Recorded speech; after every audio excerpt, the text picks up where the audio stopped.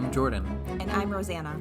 And on this podcast, we explore how to take life off autopilot and relentlessly pursue a life worth living together. Hello, and welcome to Season 7, Episode 1 of the Relentless Pursuit podcast, Out of Bounds. Yeah, welcome to Season 7, everybody. I think you got cuter since Season 6, Rosanna. Thank you. Nice to see you back in the chair again, back on the pod. So we're excited about Season 7 kicking this off. This is our 2022 summer season, and I know I say this all the time, but we're excited about the topics that we have coming up to you in this upcoming season. Some important ones, some more lighthearted ones, but always exploring what it is to just be the best people that we can be, make the most of our life, and especially how we do that alongside the people that we love.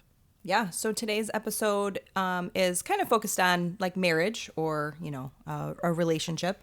It's officially summer around our house. We've been sitting at a lot of baseball and soccer games with the kids. And it's funny when we talk to our sons after it, and there's always like this notion of, well, if only it stayed in bounds, I would have scored a triple. I'm like, yeah, but you didn't. Like, it doesn't count. Like, there are lines that are drawn that you need to stay in, that you need to hit in. And so that kind of got me thinking about, things that are out of bounds. Oh, life, yes. Kids' sports is a metaphor for marriage.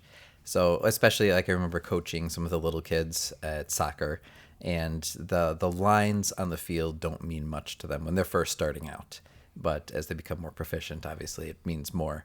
So, but you're thinking about like the actual out of bounds lines. So the kids on the soccer field, normally when they're just starting out, they'll just dribble wherever. They'll dribble out of bounds. They'll dribble behind the goal and all the way around. And then you need a referee and the coaches to remind them, like, actually, you can't go there. And the game works a lot better when you stay on the field, when you stay in bounds.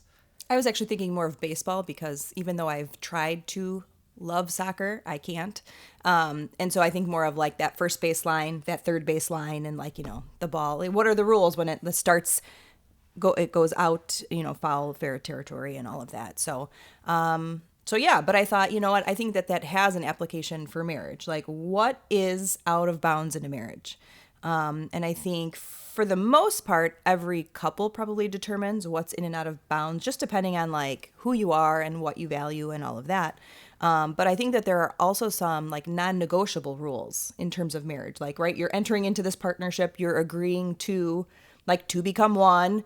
And so like, what are you, I don't want to say giving up, but in some ways it can be that. And then in other ways, like, what are you agreeing to in terms of how you treat your spouse and what that needs to look like as a baseline. And then there are kind of things that kind of spur out from there. Yeah. So a lot of what we end up talking about will end up, saying, well, it depends. And I think that depends on just the nature of your relationship and the kinds of conversation that you have to determine, like, where are those in bounds and out of bounds lines for one another. All right. So let's hit a definition for it right off the bat. What is a boundary? So in marriage, a boundary is the limit of what a person is willing to accept from their partner. So that it is what it is, right? Right. There's a limit, and it's got to be within reason, because sometimes some of those limits can feel awfully restricting, but sometimes those limits can be when they're not clearly defined, or when you have one idea and I have a different idea of where that limit is, then that can lead to a lot of conflict. Yeah. It kind of reminds me of like, that term like a party foul, like things you don't do at a party. What's a party foul? Well, it's like you don't double dip your chip. Right. You wouldn't do that at a party, right? Like you wouldn't like put your carrot back in the hummus or the ranch, right? You don't get drunk and spill your drinks all over someone's house. Like those are party fouls. Like they're just things that you don't do. So it's like things to keep yourself in check, like having too much to drink. There's, you got to back off a little. So we're talking about the party fouls of marriage? Yeah, kind of. Okay. Actually, in my own house, I'm going to double dip my chip. In your own house, you do what you want to do. But boundaries really serve as an outward expression of a person's core values and beliefs and reflect what they need to feel safe, respected, and loved. And I think, within marriage, it ebbs and flows. And there are times that, you're hot and heavy for one another. There are times that you're in the trenches of raising kids. And, you're not always as close as as you want to be. And so while we may feel safe at all times in our own homes, some people don't, but if you do feel safe, do you always feel respected? Do you always feel loved? And sometimes that can get tricky, and sometimes it gets harder, right? The longer you're together, you think the easier it would be, but that's not always the case. So like, how do we keep ourselves in check? How do we keep our partners in check? Like, what are we willing to agree to and then hold each other accountable for in a healthy way? Yeah. Although that you're kind of talking about marriage like over time, and when I was thinking about this topic, I was thinking of just kind of, especially when it starts out, like defining some of those boundaries, because you kind of you have to, once you're cohabitating, you have expectations for one another. I remember this is probably within the first 2 weeks that you and I were married, and I remember I was doing something, and then I just got up and I took a shower, and then I came out of the shower, and you're like, "Did you just take a shower?" I'm like, "Yeah." You're like, and you didn't tell me.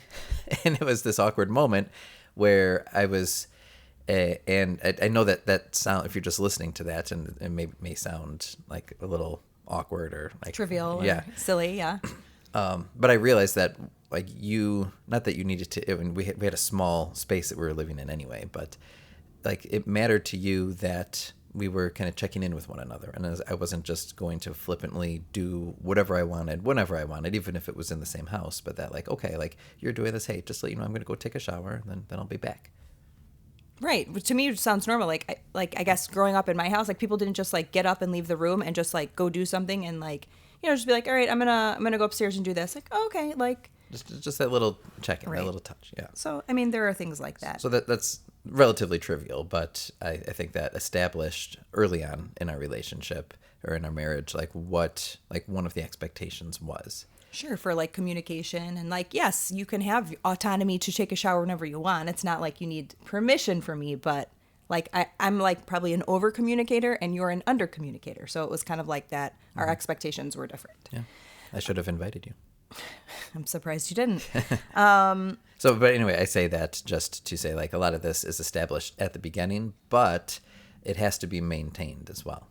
Well, and I'm not, maybe it is established at the beginning, but maybe it isn't, right? Like, how do you know, like, unless you live with each other before marriage, which we didn't. I mean, we were children when we got married, right? Like, what's important to me? Like, I probably couldn't even have communicated that to you in advance, but it's like, as these things come up, sometimes, like, that's what spurs the conversation of, like, all right, like what is the go-to when this comes up, or how do we handle this? So I think maybe the problem is that we don't set up these boundaries and rules in advance, and that's where we get caught up because we haven't talked about it, or we haven't like set a rule. And like when I say it like that, it just sounds kind of crazy, but oftentimes when someone in a relationship is just feeling whatever they're feeling, upset, angry, sad, right, it's because something has happened and it's something that you guys haven't talked about. And so then it's like, okay, like maybe we need to talk about this, and like, all right, well, the next time this happens, like Let's this is kind of like clarify our expectations. Right. So as I was researching this topic just a little bit, we talk about like misconceptions about boundaries, and like boundaries aren't about restricting a partner's freedom. All healthy relationships have healthy boundaries, right? So like whether it's students in the classroom with their teachers, right? Like there are healthy boundaries like put in place in terms of like raising your hand to speak or asking to go to the bathroom. Like those aren't there to like restrict kids' freedoms. It's to like keep the classroom orderly and running smoothly and to give everyone a fair chance and all of that. So it's like these things in a marriage, in a relationship, no matter what kind of relationship, are put in place to make it be smooth and to be healthy. And so there are kind of like 7 like kind of baseline boundaries that they say like every marriage or like, partnership kind of needs. So where's this from? Actually, I'd have to go back and look. Who's they? Is this Psychology Today? I think it was Psychology Today. Okay. Thank you for reminding me. So these are things that like should not happen with your spouse. Okay. And so one is you should never ignore your spouse. You should never withhold sex from your spouse. You should never physically or emotionally like purposely hurt your spouse. You should never speak negatively about your spouse to others. You should never allow other people to speak negatively about your spouse. You should never keep secrets, and you should never speak unkindly to or shout at your spouse. So those, and if you think about it, it's like...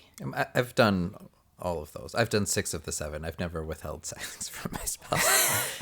Well, you've never physically hurt my spouse. Like, you've never, like, But I don't do those regularly. But those are like kind of a big deal. If you're doing it, then something's off. right. And so if you're thinking about your marriage or like what's going on in your marriage, like if they're on that list, if those things are happening on a regular basis, like you might need to have a conversation. Because when you agree to marry someone and like, no, obviously you're going to pledge your love and fidelity to them in good times and in bad, yada, yada. Okay.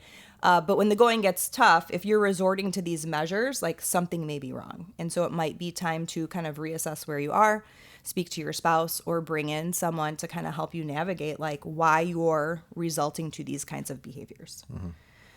But there are other boundaries in marriage that come up over time. So this was also from Psychology Today. And married couples often establish the boundaries in these areas that, that just come up naturally. And so the first one is like regarding like your in-laws and your family, right? Like what are the expectations in how often you visit them? Or how much do your in-laws know about your marriage? Or who's going where for what holiday? And like what are those expectations? Those kind of just naturally come up. Yeah. And it's funny, like we knew each other for a long time before we got married. So we were kind of like, while we were dating and really just kids, like you kind of like learn that and pick that up over time. Yeah. When people It's helpful, at least for us, like to meet so young. So a lot of the things that are boundaries for us, we're just kind of like, we couldn't even define them for you because they're just like naturally like picked up and established. But if you're 35, you guys meet, and with 1 year you're engaged and married, right? That gets a little harder to navigate because you haven't had that time to like be like, oh, well, this is what we do for Thanksgiving, or these are the expectations for my family for Christmas, or I tell my mom everything about everything in my life, and your spouse might be like, I don't tell my parents anything about my life. And so you're learning to kind of juggle that, and you're kind of learning to like put those boundaries in place. And so a lot of times that can be a tricky one. The second category is personal privacy. And so that could be agreeing not to go through each other's phones, or not even being forced to share details about the past, right? Past relationships or other things that came before them. The third is communication. So this kind of goes back to one of the boundaries, one of those 7 boundaries, which there's like no tolerance for shouting or name calling. But that's just an example. The next category is autonomy. So the freedom to make your own decisions, to work towards goals, or to maintain friendships outside of the marriage. And so depending on your personality type, that might be harder or easier for one or both people in the relationship. Physical space, again, kind of goes back to those 7 boundaries from earlier. 0 tolerance for violence, agreements about sex, including when, where, and how. Money. So this could be about not hiding money or debt from each other, or even, having separate bank accounts and who has what where and who's keeping, something that they shouldn't, vice versa. Home life, expectations on shared parenting, household chores, quality time spent together. And then another category, relationship rules, the expectations for loyalty and fidelity, trust and respect. So those are the main categories, and then most of what comes up is going to fit into one of those. Yeah, and I'm sure that there are more. But, when you're thinking about marriage, like we've been married for a long time, I don't know that I ever kind of broke it down into those categories. But when I think about issues that have come up in the past, or like what my expectations were, I was like, I guess they do fit into a lot of those categories. And I think too, when I look back, a lot of any issues that come up, or what's in or out of bounds, has also changed over time. We got married. How old were we? 23. 23. We were young. I met Jordan at 15, and I thought you could do no wrong. I thought you were so wonderful, right? Like just like that. Puppy love turned to infatuation, turned into, okay, now we've been together for however, I can't wait to get married to you. And so like when we first got married, like I just wanted to like hold your hand forever and never leave your side. And so, there were, just times where like things with autonomy like came up where it was like, well, what do you mean you want to do something like without What do you mean me? you want to take a shower? It had nothing to do with you leaving my side to take a shower. But, like some of that changes. And I think over time, whatever we set as inbounds in our marriage may change and shift depending on what's going in our life, what becomes important to us. And if the other person doesn't understand like where we're coming from or what we need, maybe what we're doing could seem out of bounds to our partner. Yeah. And so that causes, right, frustration, anger, resentment. And so again, it's like we have to keep having these conversations with each other to be like, listen, like this is something I really want to do. Like I'm going to need the space to do that. Like, are you on board? Yeah. So it's almost like before you make certain like independent decisions or actions, like just to check in. And I think it starts with communication, even asking like, is it okay to, or would it be okay if? Yeah. Yeah. Or fill in the blank. Yeah. I mean, this week, you're on summer break now officially. You've been out for a week. And last week you're like, yeah, some guys are getting together like on Wednesday night at like 9:30. Can I go out? Yeah, go ahead. Like, like that doesn't bother me. I think it would have probably like 5 years ago if the kids were still little and I'm the one like doing all the like sometimes it's not ideal, but like I also see like how important it is for you to like get out and be with the guys and be social and like so yeah, like it's not bothering me, it's not interfering. But I think sometimes when what we're doing interferes with the lines that we've drawn, I think like that's where that animosity comes from. All right. So we have, I think the word game is a strong word, but we have an activity, an application that we'll do. No, it comes a point in every conversation we have where we put each other on the spot, which doesn't seem to bother you, but always makes me feel uncomfortable. Well, we'll slightly do this. So we've each prepared an independent list of, is it okay if, and then fill in the blank. Yeah. Or is this in or out of bounds? Or how does this make you feel kind of? Yeah, so I'm sure there's some overlap with our lists, but so we'll kind of take turns throwing out a situation and hear us just talk through live what we think about it or how we would respond. All right. So I don't know if that I got to 10. I think the goal was to get to 10 marriage fouls to see whether we think they're in or out of bounds. Yeah. So. Do you want to go first? Yeah, I think we both have this on our list because it's been our example just in preparation for this episode. So the first one is it okay to go through your spouse's phone? What do you think? I say yes. Yeah, I would say yes, too. All right. Why do you think yes? All right, so... Because I'm sure someone's listening and is going, hell no. Well... I think yes because, the phone nowadays is an extension of who we are. And so I don't think I would fully know you without seeing the kinds of like uses and interactions that you would have on your phone. So I go through your phone. I just do when you're not looking. I don't know why I do it secretly. This is the first time hearing about it because I thought this was more for like me because every once in a while I like pick up his phone and like just do a casual peruse. Yeah, you can peruse. You don't have to ask like when it's laying out. I would prefer to do it when you're not around. I don't know why, but like if it happens to be laying around. So I'd say once every 2 weeks maybe. Okay. I might just check in and be like, who's Rosanna talking to? Oh, okay. Let me look at these texts. So then when he's suddenly attentive, like, oh, hey, have you heard from so-and-so today? I don't really play dumb like that, no.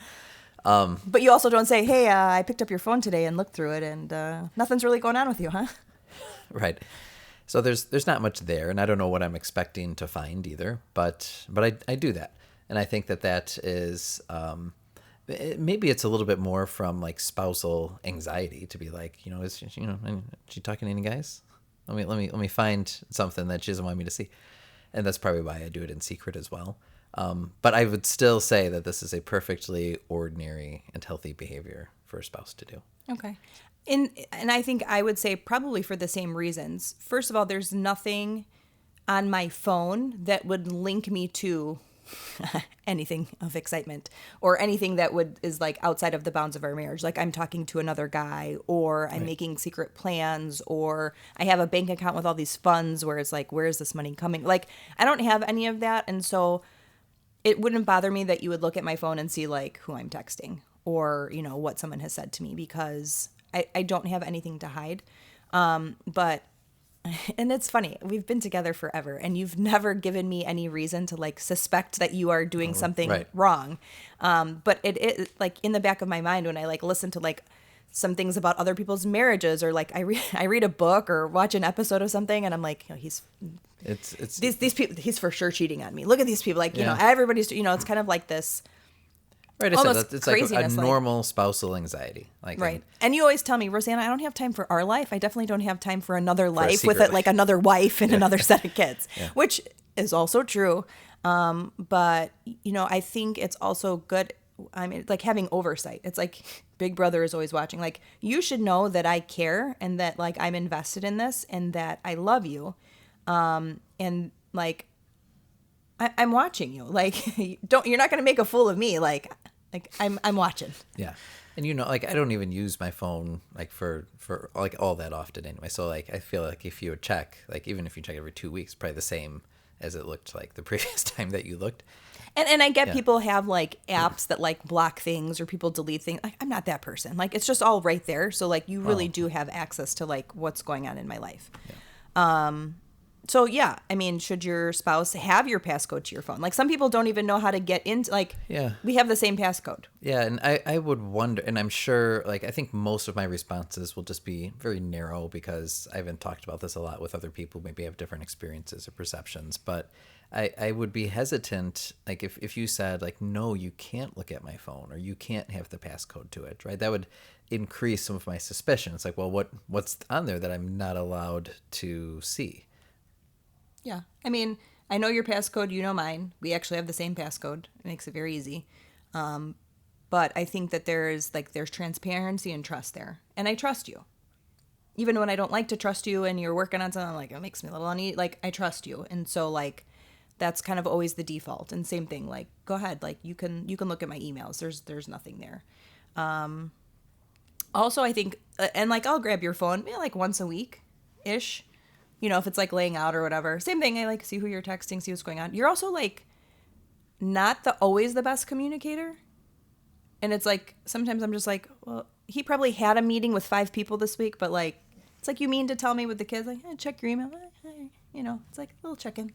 Because you don't always like you're not as for it takes you a while to like talk about what's going on. I don't know. Oh, I don't know what you're saying, but Okay. I met with people that I didn't tell you about. How'd that go? That was good. Oh, Sometimes you knew about the meeting, just right, not it's how just it like, went. yeah, because you're like just, sometimes we're like passing ships. Like, It was fine. Look, yeah, it was great. Okay.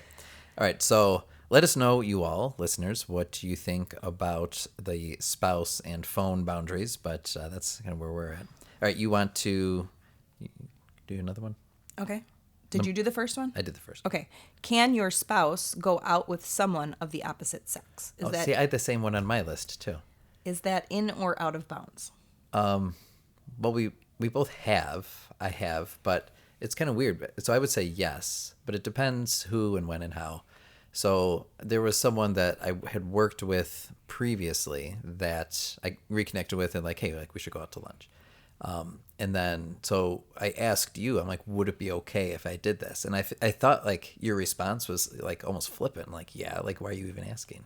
I was like, well, it's not very often that I go have lunch with. Well, but I didn't know that any it was woman. like when you asked, I was like, okay. And then I was like, is this person a woman? Like, because it's like, if it was a man, you probably wouldn't have asked me. So then I was like, Right.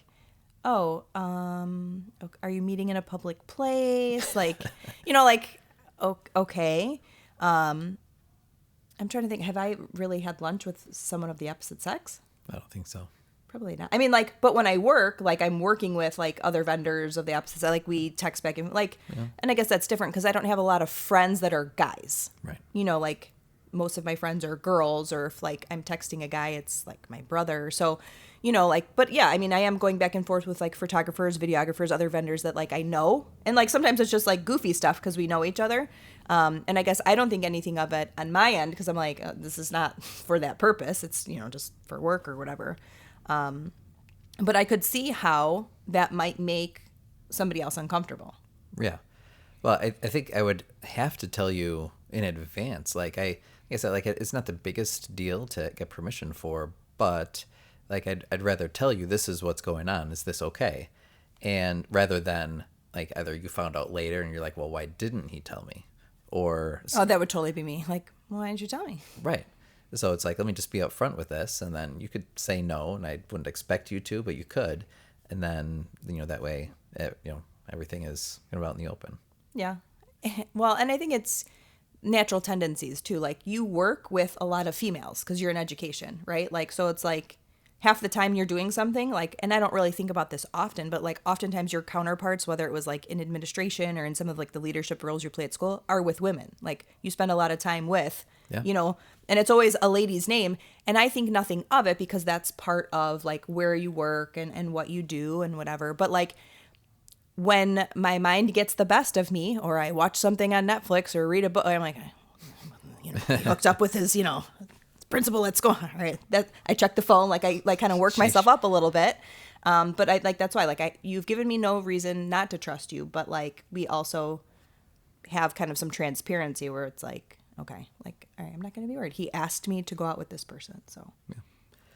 All right, my turn. Sure. All right, so I actually did have that one, but I'll do a similar one. Is what are your feelings on having a work wife or a work husband? Like, is it okay for your spouse to have someone that they would call that? I guess when I think about it, it's like when, I have a work wife, it's usually, another lady. And so like, what do you have to be jealous of?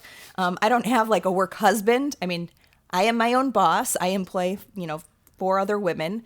And when I work with couples, it's usually a bride. Like that's like my main point of contact. Sometimes it's a groom, but knowing that would be my work husband. So, but I can see why people say that, right? Like whoever you share your cubicle next to, or whoever checks your teeth after you go out to lunch for work. Like, it's just like that person that you've worked together, you're comfortable, like, what's going on in each other's lives. Have I done that before? I've called someone like your work wife because you're like, you work with them all the time? Maybe. I don't know if you have, but I have. So I do have a female counterpart that I've worked with for the last several years who refers to me as her work husband.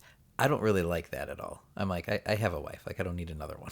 But so I don't like, I'm okay with having like a close professional relationship with other people, but I feel like that term, I don't know, I just don't like that term. But it got awkward because then I met her real husband and she introduced me as her work husband. And he's like, "Hi, I'm the real husband." I'm like, "Oh." I'm like, "You just made, you just made this more awkward than it really needed to be."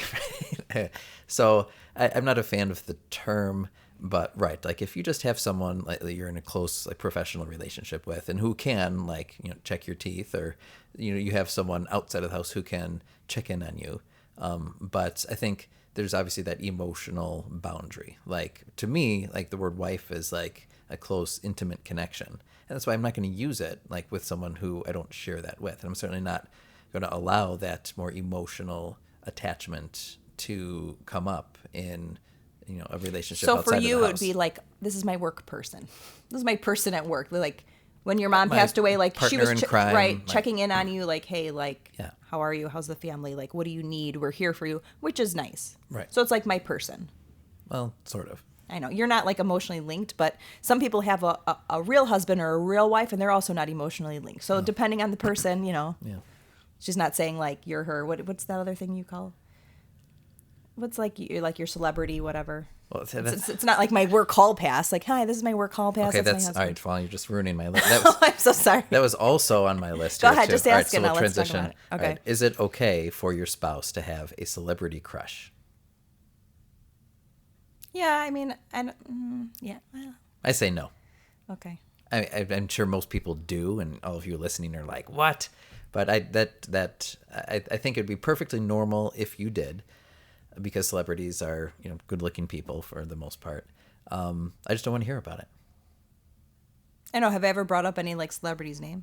No. Yeah, because like they do that, right? You guys have done this at work, like over lunch or something. Oh, like who's your celebrity hall pass? And like everybody names them, and you couldn't name one person, and they're like, "Oh, come on, Jordan." They're like, "How about you?" I'm like, "I don't know, my wife." I'm like, you ruined the game. You're awful. Maybe I'm too straight laced, and you guys can let me know that. But it's just I don't like that idea. Well, that came up somewhere recently, and everyone was like asking. I'm like, I don't know, like I never thought about it. Like I could say like that actor is handsome or like whatever.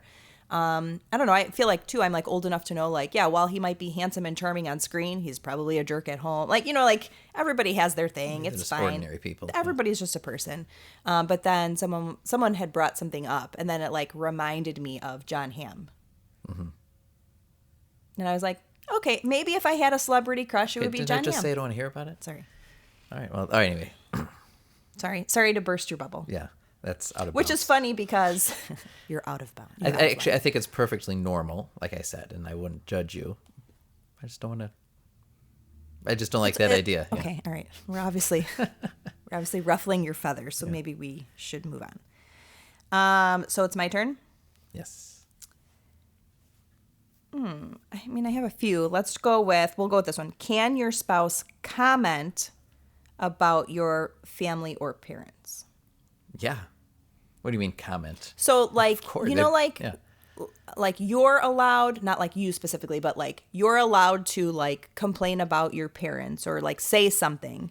But the minute like somebody else does, complains about your parents or your mom or your dad or whatever, like then you get defensive of them. We're like, Yeah, you know but what? it still I needs can to be talk about said. my parents. You can't, they're hands off. You don't get to complain about it. Like, so that's in bounds. Yeah. But I think that's just part of being open. Like if something about the in-laws is bothersome, I don't think you can just stomach that. Like I think that needs to be discussed.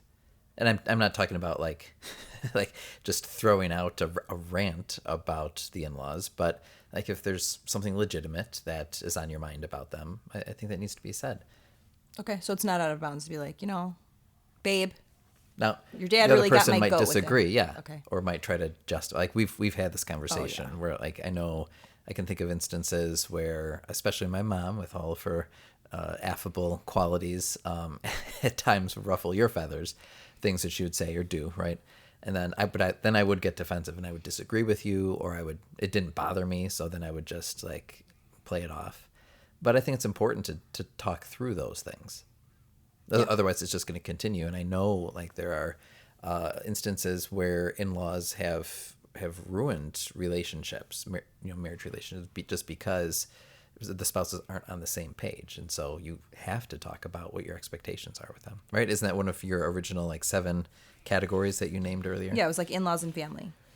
Okay. I, too, have an in-law question. Okay. Are you going to shoot it off? Yeah. Is it okay to ask your in-laws for a favor without checking in with your spouse first? Like if I asked one or both of your parents for something without checking in with you, is that like going over your head? I don't know, because like you've done that where you've like asked my parents, like maybe even to like watch the kids so you could surprise me with a date or whatever. And actually you did this. You have a series of date nights lined up for the summer for us. So you gave me a calendar for June, July, and August of all the times we're going out on dates. And I know that you asked my mom, like, could you watch the kids on certain dates? So yesterday at family dinner, my mom asked me, like, when you and Jordan go out on June 24th, which is your anniversary, are you going out at night or during the day? And my mom's asking me, because you asked her apparently, but I don't know what your plan for that date is on that day, but she's asking me as if I know. And so I'm standing there. I said, well, I have to work a rehearsal that night. I gotta talk to her. Hey, listen, you come to me. Well, but my mom knows that you and I discuss everything and that it's an open book and we plan things together and whatever. So like now you're arranging this with her. She assumes that I know. I'm like, well, I have to work at 5 for a rehearsal for a wedding the next day. So I'm assuming we're going out during the day. Because she's like, well, because someone asked us to dinner. It's like this whole thing. And I'm like, I think she thinks we're like on the same page with it, where it's more like something you're doing for me for the summer and I am unaware. Yeah.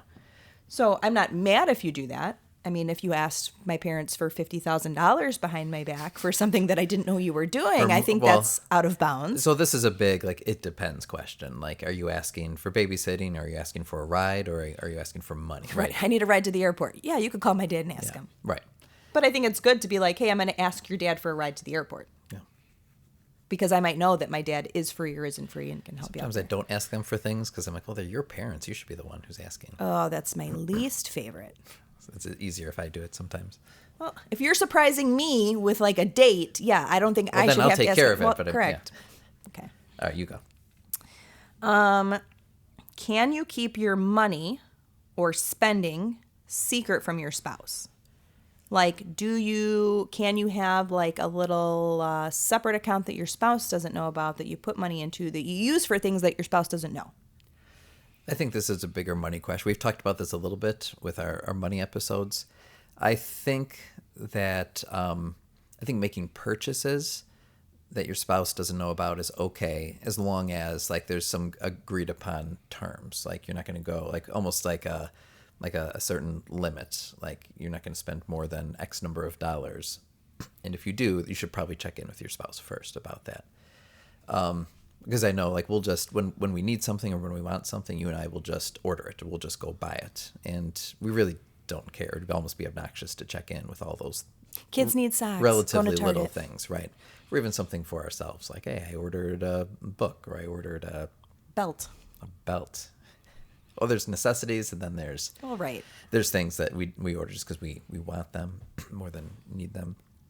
But I think that's probably, especially earlier on in a relationship, something that really needs to be like worked through and talked about. Because money right away, like I think this is most of what we're talking about can be relatively lighthearted. This is very serious though, because money can easily drive a wedge between people. So I just think that those things need to be spoken about and brought up in the open. And I also think that when you're doing it, like if there's money or an account that your spouse just doesn't know about, then I think that might be a problem too. It's like, well, why? A lot of what we're talking about, it just falls in the category of secrets, right? And so why, it's kind of like going through my phone, like you can look there because there's no secret on there. Or I'm going to tell you in advance if I'm going out or doing things because I don't want any secrets. And I think that money falls into the same category. I don't want any secrets when it comes to that. Maybe you don't care about like certain purchases or decisions that are being made. But when you don't know that those things exist or are being made, then that could be a problem. Well, yeah. And like when we were first married, we were both working full time. And also we were young. So like, right, we get married, we opened up a bank account together, right? And then like everything was directly deposited into that. And then like, so then we had conversations about like, donating money and how we would spend it and what we would choose to save. And so we made those decisions together. And then it was our money. But I know that that's not how everybody sets up their finances, where it's like your money and my money, and I pay for this and you pay for that. Yeah, And like then, if you have two people who they meet even a little bit older and they have some of their own finances, or that you have just two people with their own careers, like they're going to organize it differently. So I would just say like, and I mean all of that as long as it works. But I think the idea of secrets could be a potential pitfall. So even if you're just doing things separately, then I don't think that's a potential problem as long as you know what's actually going on. okay. Do you have one, or should I go again? I do have another one. Is it okay to go on vacation without your spouse? If you asked me like 5 years ago, I would have said no, but I think that is totally normal and healthy if you are in a place where you can trust your spouse to be gone without you and act responsibly. Yeah. And I would say the same thing too. Like sometimes you just have, like, it's actually hard to go on vacation with your spouse, for us anyway, because then you have to consider childcare. But if you want to go out like with friends, or I want to go somewhere with friends, it's a little bit easier because then the other one of us would be home to take care of the kids, and you don't have to worry about what's going to go on with them. And I actually know people who, like, one spouse doesn't really like to travel and the other one loves to travel. So they always like make excuses to be like, I'm going to go here, I'm going to go there. And they're okay with, they've come to that arrangement.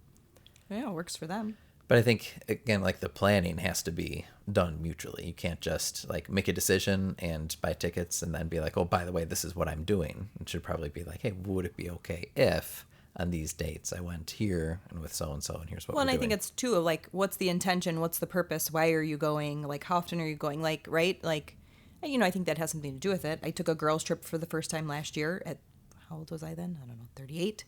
And I'd never done that, right? In all the 15 years of marriage, like I'd never just like gone somewhere with my girlfriend, not even to like Indiana. Like I never did that. And I think that was like my own issue. But like I went with two other girls and we had a good time and we were safe, and like it wasn't about anything other than like three moms going away. Yeah. And I think that's needed. So I think that's a good one.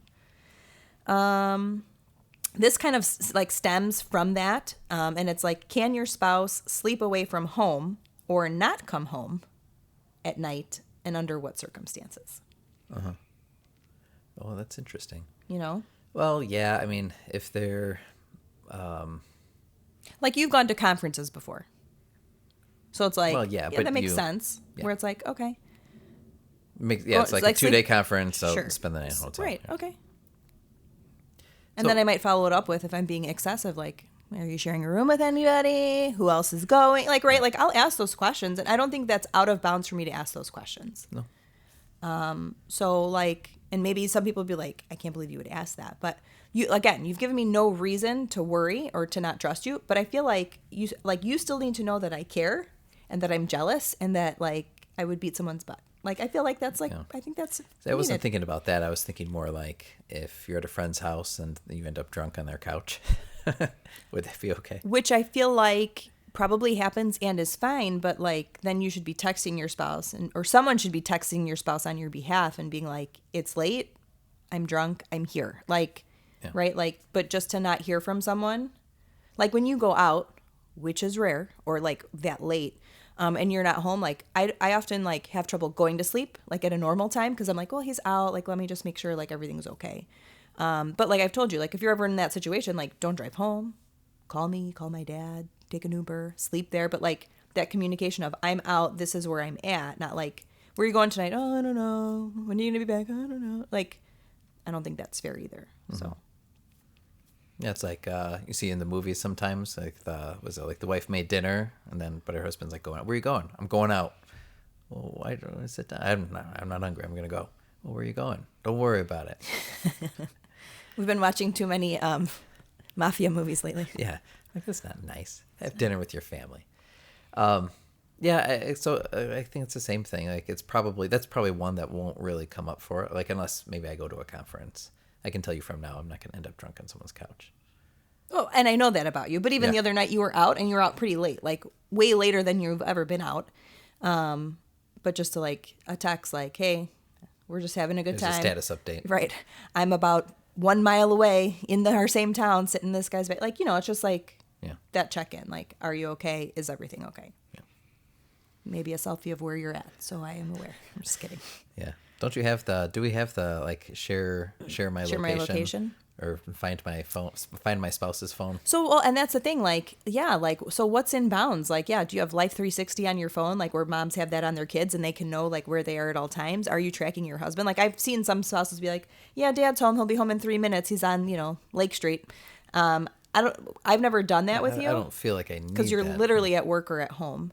But I guess, I don't know, like if you're in a relationship and you can't, like, you don't trust each other or where you are, or if you say you are, like if there are problems, like, I don't know, is that fair? Is that in bounds? Is that healthy? Does that prove that you don't trust someone? Like, Yeah. like what is in line and what is out of line? And maybe that depends on your situation or what's going on. Yeah. All right, I have one more. Do you have any more? I have 2 more. Okay, you go, then I'll go, then you Okay. end.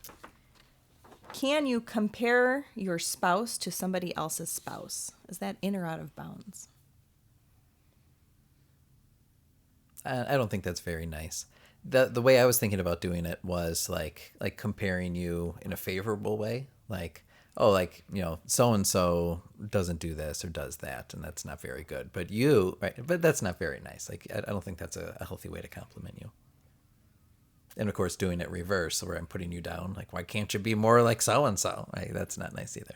Yeah. All right. So I'm just, I don't know. And I don't think it needs to be like comparing, but like, you're out in the world, you experience a lot of people and you see a lot of other people's marriages.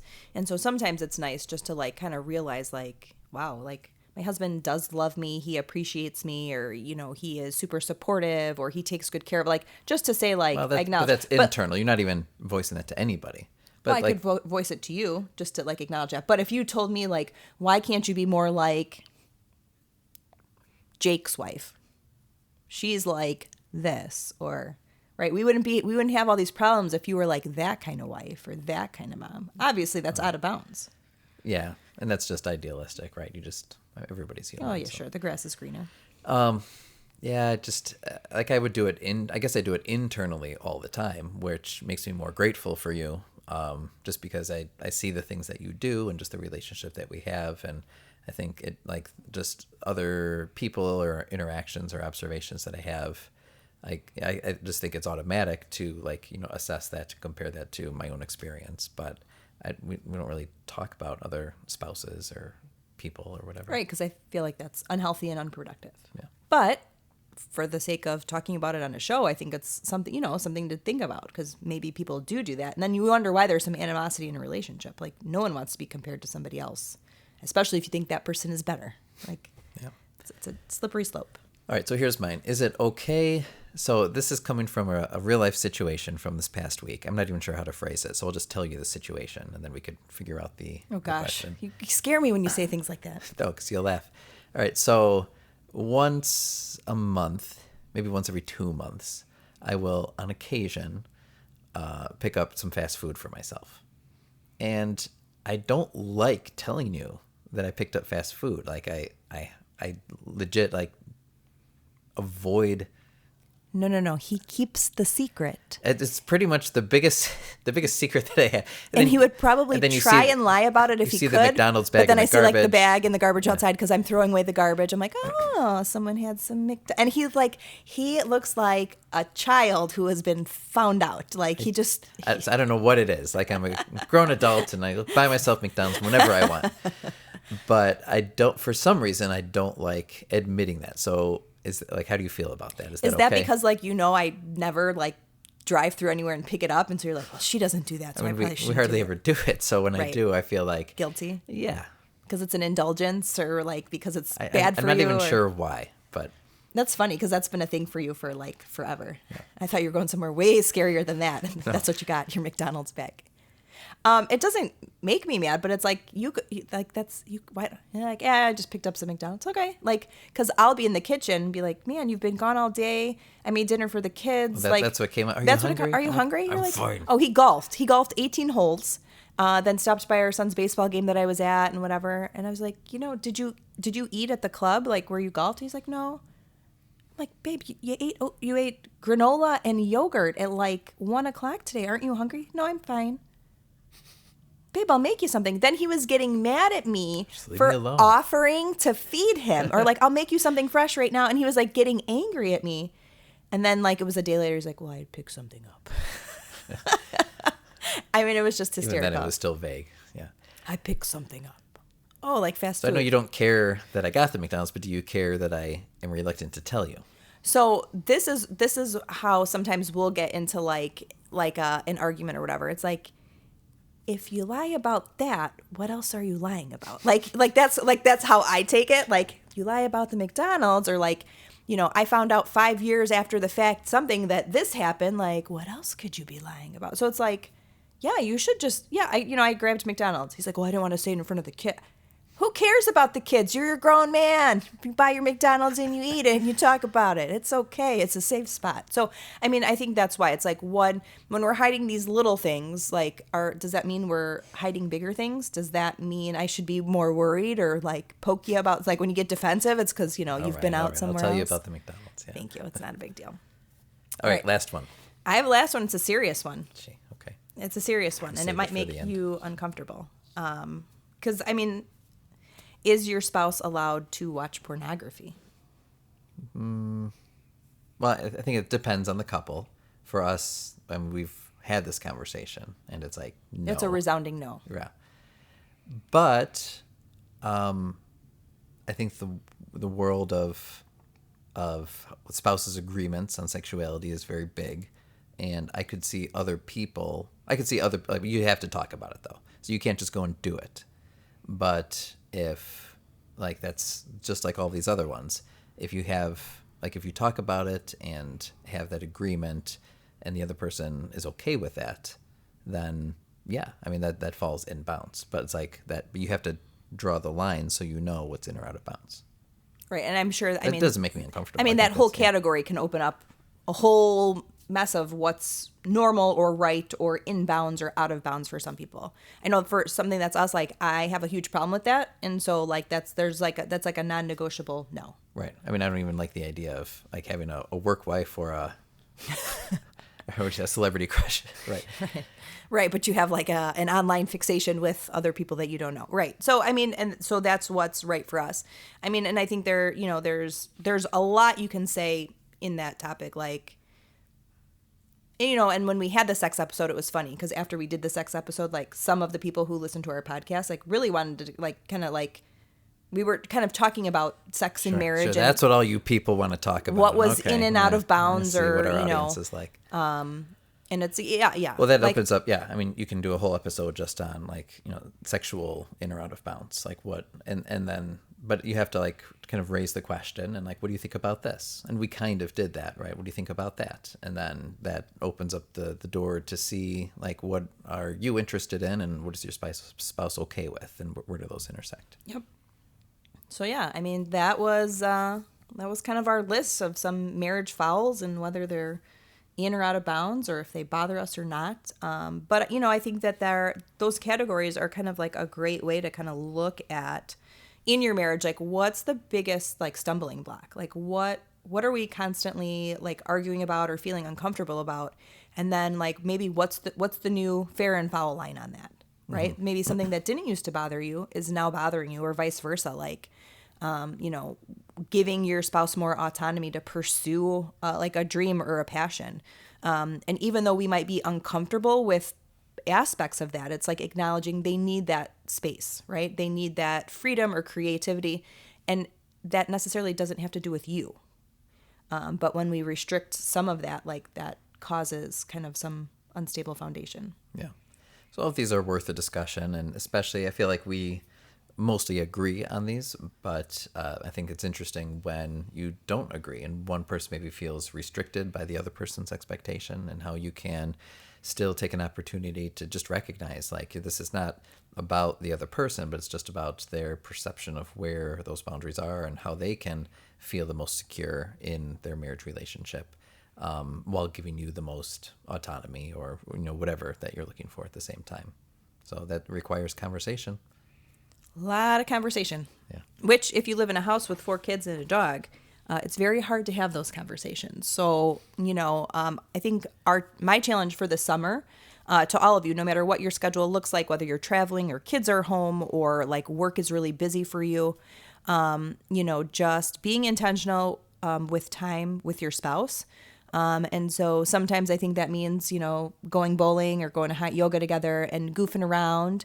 And sometimes that means, really thinking through like what this next stage of life looks like and what things need to be talked about, and setting the time aside to do that. Yeah.